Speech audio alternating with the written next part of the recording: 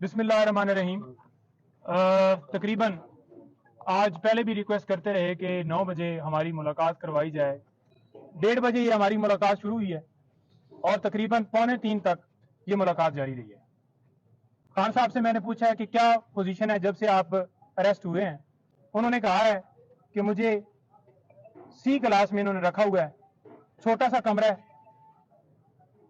चक्की वाले कमरे में उन्होंने रखा हुआ है मुझे, और यहां पर ओपन वॉशरूम है, उसके ऊपर वॉशरूम के अंदर कोई शावर नहीं है। वहां पर उन्होंने ये बताया कि दिन को मक्खियां होती हैं और रात को कीड़े होते हैं। ऐसी हालत में उन्हें वहां पर रखा गया है। खाने के हवाले से उन्होंने कहा है कि मुझे कोई इशू नहीं है, दे मुझे दाल रहे हैं, साग रहे हैं, वही है खाना, लेकिन इस हवाले से मुझे कोई इशू नहीं है, जो भी खाना मर्जी है वो दें। और साथ उन्होंने ये भी कहा है कि अगर मुझे डी क्लास में रखते हैं, वो इससे भी अगली क्लास में रखते हैं, तो मैं बिल्कुल तैयार हूं। मुझे उस हवाले से कोई परेशानी नहीं है कि मुझे ये डी क्लास में रखें, लेकिन जो मुझे करवा रहे हैं ये सारा कुछ, वो मुझे पता है। आप मीडिया के ऊपर सबको बताओ कि मैं कभी भी गुलामी कबूल नहीं करूंगा। सारी जिंदगी जेल में गुजार लूंगा, सारी जिंदगी यहां पे रह लूंगा, लेकिन कभी भी गुलामी कबूल नहीं करूंगा। फिर उन्होंने कहा कि ये तीसरा अटैक मेरे घर के ऊपर हुआ है, मेरे घर के दरवाजे तोड़े गए, बुशरा बीबी उनके बेडरूम का दरवाजा तोड़ने की कोशिश की गई है।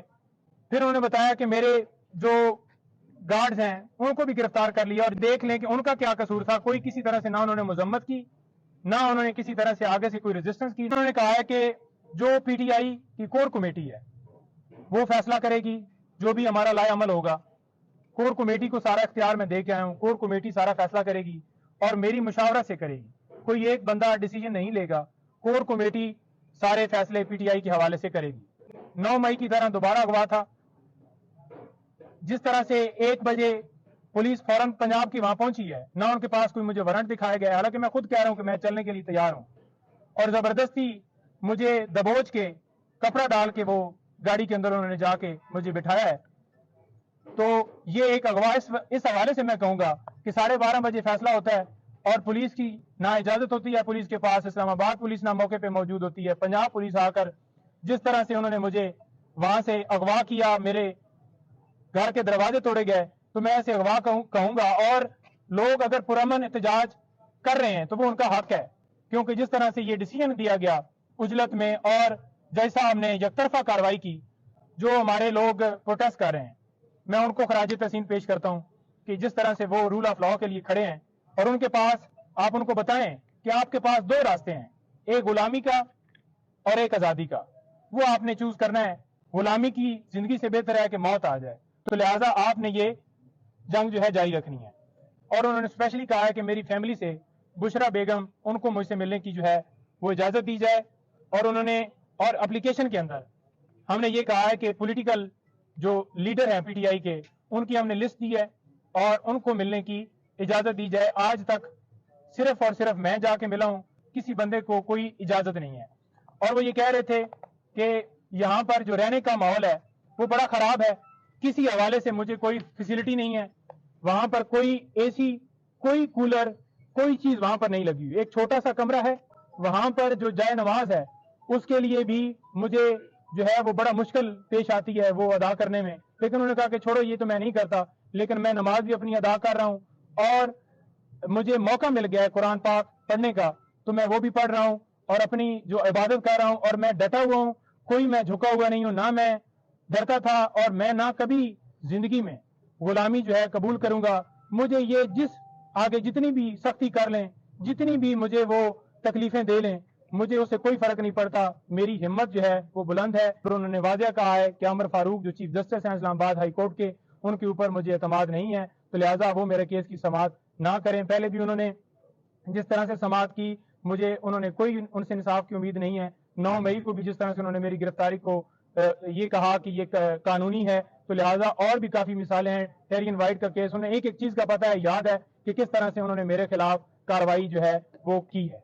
और रात को उन्होंने कहा है कि बारिश हुई है, तो बारिश का जो पानी है वो सारा कमरे के अंदर आ गया है। लेकिन उन्होंने कहा है कि मुझे इस चीज से फर्क नहीं पड़ता, मजीद और तकलीफ दे दें, मैं सारी जिंदगी जो है गुजारने के लिए तैयार हूं, लेकिन मैं कभी झुकूंगा नहीं। میں کبھی غلامی نہیں کروں گا. کھانا ان کو دینے کی کوشش کی گئی, یہاں سے جو مقامی قیادت ہے انہوں نے بھی کوشش کی, اپروچ کی, لیکن وہ کھانا آگے جو ہے نہیں دینے دیا گیا. سر سہولیات کے حوالے سے صرف پنکھا ہی ہے جو دیا گیا ہے, یا پھر یہ کہہ لیں کہ جو ہے پانی جو ہے پینے کا, یا پھر ان کو روٹی دی جاتی ہے. باقی کوئی سہولیات نہیں دی گئی, کوئی ان کو کسی طرح سے کوئی ایکسیس نہیں ہے. بڑی تکلیف میں انہیں رکھا ہوا ہے. انہوں نے بتایا کہ پی ٹی آئی کل جیت گئی ہے وہاں سے, پشاور سے, تو وہ بڑا اس کے اوپر خوش ہو رہے تھے کہ دیکھیں یہاں سے یہ ہاری تھی, اور آج دیکھ لیں کہ جو قوم ہے انہوں نے اپنا فیصلہ سنا دیا ہے کہ وہ اس وقت کس طرح ہو جائے گی. دیکھیں پرسوں تک جو ضمانت ہے خان صاحب کی, ہم نے ان کو بتایا ہے کہ ضمانت آپ کی انشاءاللہ ہم کر رہے ہیں. آج انہوں نے جان بوجھ کے ڈیلے کیا ہے. جس وقت پٹیشن کے اوپر سماعت ہوگی آپ کو اس کیس کے اندر بالکل جو ہے ریلیز کر دیا جائے گا. کوئی سہولت نہیں. انہوں نے, میں نے پوچھا ہے, میں نے کہا آپ کے پاس کوئی ٹی وی, کوئی ایسا بندہ جو آپ کو دکھاتا. اس نے کہا مجھے تو اس ٹائم سے بالکل ایک اندھیرے کمرے میں رکھا ہوا ہے, کوئی میرے اوپر کوئی, انہوں نے نہ کوئی وہاں پر ٹی وی کی سہولت موجود ہے, نہ کوئی اخبار دیا جا رہا ہے, نہ کوئی اور ایسی فیسلٹی, یا کوئی کسی سے میرا رابطہ کروایا جا رہا ہے جیسے میں کوئی ملک کا بہت بڑا دہشت گرد ہوں اور میں نے اپنے ملک کے خلاف کوئی جو ہے وہ ایسی چیز کی ہے جو مجھے جس طرح سے مجھے یہاں پر ٹریٹ کیا جا رہا ہے.